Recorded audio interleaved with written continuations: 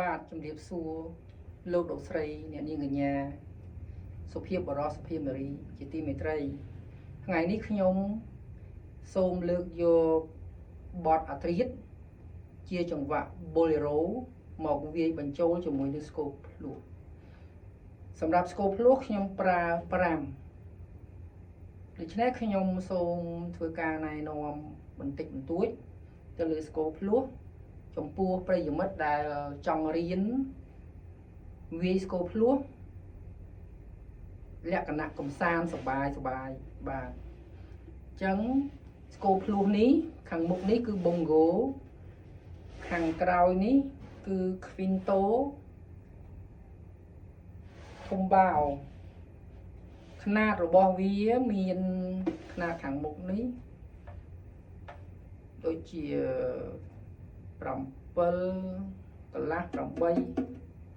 ຂະຫນາດ quinto នេះ10ຂະຫນາດ quinto មួយនេះ11ຂະຫນາດធំបាវនេះ11:45ចំពោះស្គរ bongo និង quinto ពីរឈុតខាងមុខនេះខ្ញុំទិញពី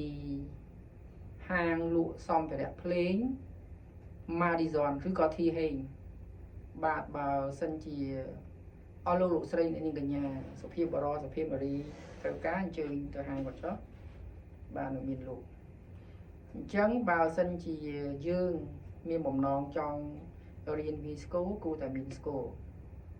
ដើម្បីរៀនយកមកវាយហើយដើម្បីយកមករៀនទី2បើសិនជាយើងគ្មានស្គរទេយើងអាចប្រើស្គរដៃស្គរភ្លេងការមកគូអីមកក៏បានដែរនឹងក៏រៀនយកដៃយកចង្វាក់ឬមួយក៏យើងមានតុកជាតុកសរសេរតុកយើងសរសេររៀនអក្សរតុកអីហ្នឹងតុកធ្វើការតុកអីហ្នឹងក៏បានដែរប៉ុន្តែជៀសវាងការរំខានដល់អ្នកដទៃប៉ុណ្ណឹងអញ្ចឹងយើងរៀនគួរតែចេះណោតភ្លេងខ្លះថាវាជាដូរេមីអីចឹងទៅហើយចង្វាក់របស់វាមើលស៊ីរបស់វាហ្នឹងយើងត្រូវដឹងថាវាមួយស្មើនឹងប្រមាណប៉ក់ហ្នឹងប្រមាណពេលហើយអាតូចដែលមួយចង្វាក់មួយគោះប៉ក់ហ្នឹងតើវាស្មើនឹងប្រមាណយើងដឹងអញ្ចឹងយើងត្រូវមានផងដែរនៅមេត្រូណូមសម្រាប់ជាຂະຫນາດចង្វាក់ដែលយើងដាក់ថាវា50 60 70អីហ្នឹងទៅឬមួយក៏4លើ4 3លើ4 2លើ2 6លើ8 8លើ8អីទៅតាមហ្នឹងទៅអញ្ចឹងយើងសេរីវាមកយើងត្រូវហាត់វាឲ្យមានថាប៉ក់ដំបូងគឺមួយអត់អាចយឺតបានអត់អាចលឿនបានទេគឺយើងយឺតយើងរៀនពីយឺតមួយនឹងកុំបង្ខំខ្ញុំសង្កេតឃើញនៅក្នុង social media ភាគច្រើនក្មួយនឹងអ្នករៀនគឺគាត់ចង់ប្រញាប់ចេះនឹងជាក់ស្ដែងដែលខ្ញុំបានទៅរៀនកាលពីយូរហើយនោះក៏ដូចគ្នាដែរគាត់ចង់ប្រញាប់ចេះអញ្ចឹងអត់ទទួលជោគជ័យទេអញ្ចឹងរៀនភ្លេងតតែមួយនឹងព្យាយាមអត់ធ្មត់ពីព្រោះពេលដែលយើងវាយពេលលេងវីតាអីគេទៅគឺឈឺដៃណាយើងអត់តន់ទម្លាប់ចូលទៅបានទេអញ្ចឹងយើងត្រូវរៀនវាវាយមួយយកកណ្ដងសិនអត់អាចមកដល់ព្រឹកគឺវាយចង្វាក់ Bolero អាចវាយចង្វាក់ឆាឬក៏ចង្វាក់រាំវង់បានភ្លាមទេអត់អាចទេតើតែយើងរៀនវា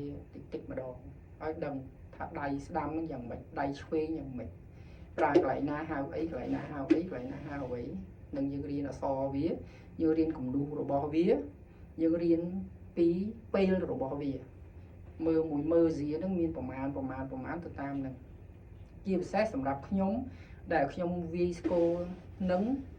ភ្លោះហ្នឹងរួចបញ្ចូលទៅក្នុងភ្លេងពីដើមដែលខ្ញុំធ្លាប់វាយកន្លងមកហើយហ្នឹងមិនងាយស្រួលទេបើផ្លាត់បន្តិចស្ដាប់ទៅដឹងភ្លាមតែម្ដងបើយើងលេងក្នុងវង់តែម្ដងអត់អីផ្លាត់ទៅ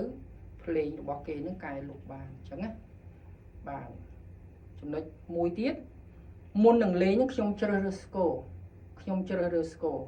អញ្ចឹងស្គរសំខាន់របស់ខ្ញុំនេះគឺគ្វីនតូ